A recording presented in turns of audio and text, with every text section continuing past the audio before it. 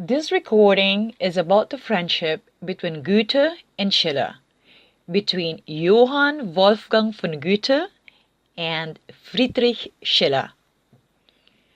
Well, Weimar for me, as I said, is not only about learning and understanding the culture, it's about friendship. So, again this time, we're going to talk about friendship. Friedrich Schiller was born in 1759. He was a doctor, a poet, a philosopher, and a historian. Friedrich Schiller was 10 years younger than Goethe. Schiller was 20 years old and Goethe was 30 years old when these two great poets met. Schiller was very much aware that Goethe was like a god for him, and though unreachable at the time, his ambition, at least, was to be on equal footing with him at the right time. This was very much in his mind. Well, Goethe, during the first encounter, hardly noticed Schiller. Only after 9 years that they met again. And that time, during the second encounter, Goethe had already established himself in Weimar. And all these years he was already holding a very high position.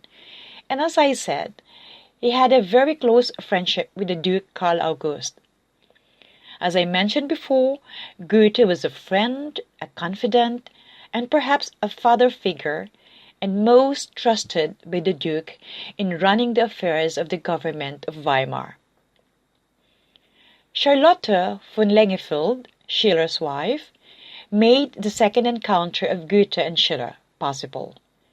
She invited great personalities in their home, and many accepted the invitation.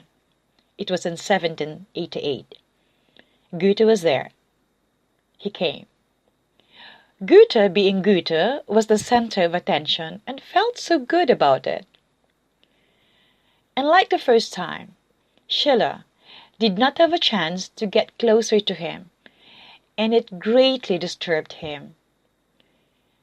He really adored and respected Goethe, but he couldn't seem to establish a rapport with Goethe. And he thought there must be one way, and there was only one way to do it. There was only one way which could pave the way that he could establish a friendship with Goethe. Schiller opted to form a friendship with Goethe. Well, at times, one has to decide to say yes to a friendship. These two people were really very different from each other. The differences are vast and appeared to be very difficult to reconcile. For Schiller, Goethe was always favored by the gods. Goethe was the lucky child. The lucky child who was endowed with talents, best of intuition, best of health, and a very high position in Weimar through the Duke. In contrast to Goethe, Schiller was suffering from a lung ailment and with very little money.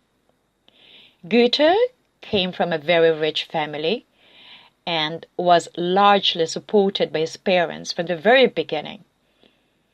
Nowadays, he could be considered as a millionaire's son.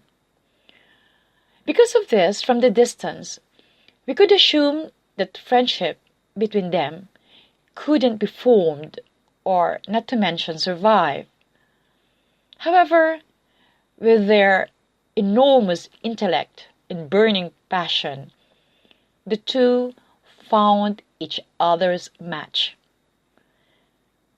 Their friendship lasted 17 years, and it ended with the death of Schiller in 1805.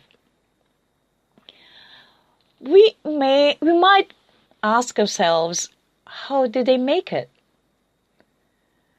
Rüdiger Safransky, an author who wrote a book about the friendship of these two men, shared his opinion on how this friendship lasted. He mentioned that love alone wasn't enough for this friendship. That's too little. The two stayed above their big differences and animosities and decided for their friendship through the power of the will. They worked together and were productive in their collaboration and grew at the same pace in their undertakings. They were able to keep and respect the distance and space between them and recognize it to be necessary. Being alone and working on one's own doesn't mean not being in a friendship at that particular time. And both of them did not fall in the over-dependence trap of a friendship. One couldn't bind to oneself an intellectual person who is being driven by passion. It is fatal, and both of them knew it. Goethe and Schiller were wise enough to be conscious of their needs. They also had the wisdom to recognize that there were things that one couldn't bear nor accept from the other, and it is wise that it must be left at that. Schiller couldn't accept that Goethe had chosen a woman which was very much beneath his status and rank, and he couldn't help himself to speak to Christiana Bulfius, who was Goethe's wife. Goethe accepted it, and it was never discussed, nor it became an issue between them. On that day that Schiller died, which was the 5th of May, 1805, Goethe was inconsolable. He said a very famous line, which I think was the most beautiful line which could be said as an homage to a friend. In German he said, Ich verliere nun einen Freund und in demselben die Hälfte meines Daseins. Let me translate these lines for you. Goethe said, I am losing a friend, and with it, I am also losing half of my existence. Thank you very much for listening.